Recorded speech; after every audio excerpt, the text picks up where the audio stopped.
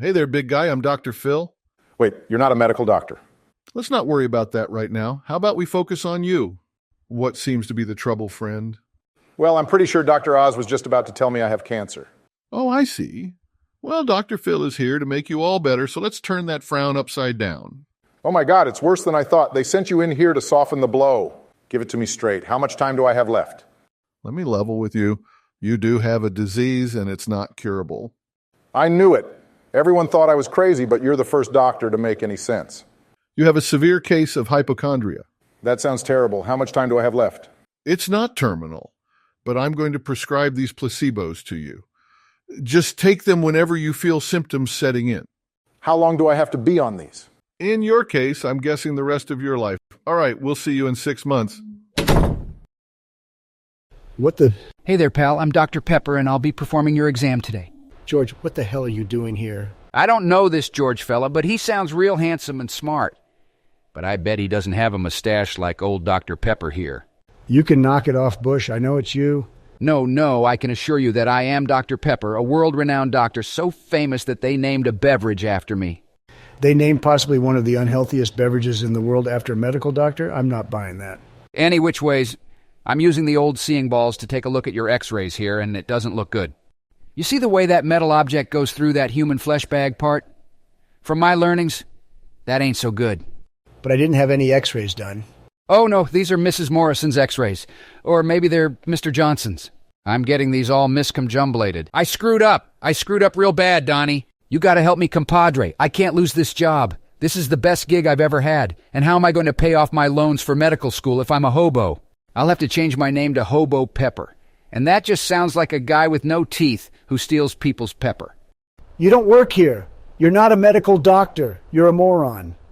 I'll just do what I did last time I needed to hide something. I'll set this place on fire, then nobody will know my mistake.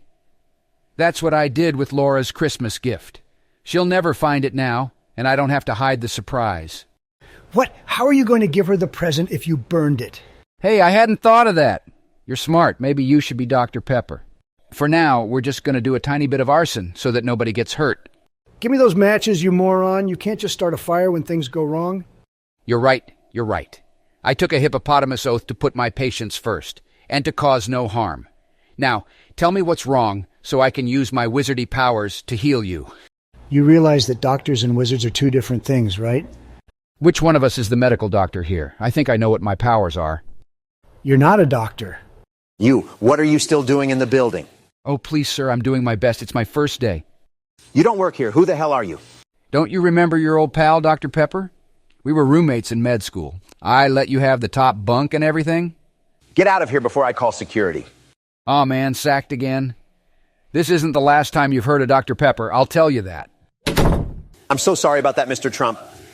You have no idea what this day has been like. All these crazy people just showed up at my office today. Oh, man. Yeah, there are some real weirdos out there that I definitely didn't recommend to come here. Anyway, taking a look over your chart, I see that your cholesterol is a bit high and your weight technically falls into the category of obese.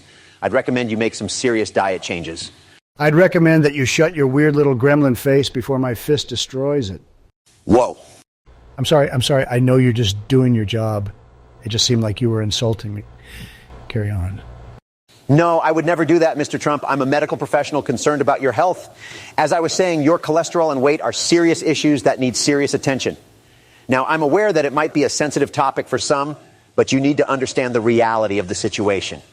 All right. Well, can you work your medical magic or what? I'm not a wizard, Mr. Trump. Is that what you think? That all doctors are wizards? No, of course not. I mean, Dr. Pepper clearly isn't a wizard, but I assumed with your name being Dr. Oz that you're at least related to the Wizard of Oz. Yeah, right? I don't know what to tell you, Mr. Trump, but I am simply a medical doctor.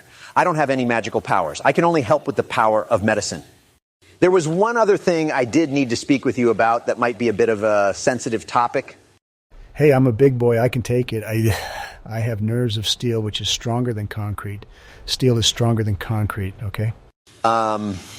Sure.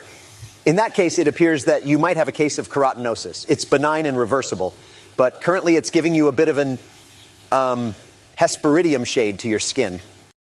What? Are you telling me I have herpes? No. I said Hesperidium. Listen, I know words. Nobody is better at words than me. And herpesiridium sounds like fake news. It's simply not real. Hesperidium is another name for orange that we medical genius types like to use. He's trying to tell you you're basically a fat-ass orange pumpkin with high cholesterol. Oh, God, he's in the ventilation system.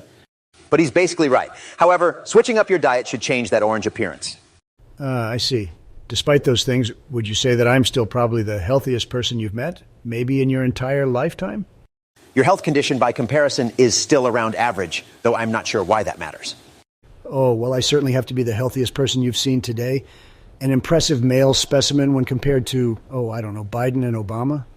I can't disclose the medical details about any patient, Mr. Trump. So I'm afraid I can't answer your question. So everything we talk about is confidential? In that case, there's a little bit of a personal issue I wanted to discuss. I'm here to help. You don't have to be embarrassed. As I've gotten older, it's a little harder to... Let me put it this way. When you're with an incredibly beautiful woman, maybe several beautiful women, I don't know, but certainly more beautiful than a man like yourself could hope to be with, sometimes in those situations in which I find myself in all the time, I may find it difficult to... Erect the Trump Tower. Bingo. Oh, I can prescribe something for that. Incredible. So, how was everyone's appointment? Oh, it was swell. Couldn't have gone better. He referred me to something called a specialist, which I think means I'm going to be competing in the Olympics now. Mine was a little rough. I was diagnosed with a pretty serious disease called hypochondria, and I have to take these placebos. What? You know that placebos are what they give to crazy people to make them feel like they're getting treatment, right? Hey, I have to be on these things for the rest of my life. Well, the doctor said all good things about me. Even gave me some magic pills to help with some extracurricular activities, if you know what I mean. There to help his peener. Oh, and they made me take George with me. He's safely stored in the trunk. It's like I have my own little secret spot. It's super cool and makes my lungs feel funny. Like they're getting a hug from a magic little midget that goes inside my chest and hugs things and makes me sleepy. I'm starting to feel an onset. Going to take some of my pills for relief. How many of those are you supposed to take? I don't know. Dr. Phil just told me to take them when I need to. I'm getting a little bit of a strange sensation, though. Well, will you look at that? Barack has a raging boner. That's magnificent. Congratulations. Obama, you idiot. Those are my pills. Oh, no. What do I do now? The same thing we all did at Woodstock. You remove your clothes and do the dance of life, rhythmically gyrating to the beat of the song that our privates yearn to sing, and participate in the most intimate action that can happen between a man and 500,000 complete strangers, as you bear your essence to the universe.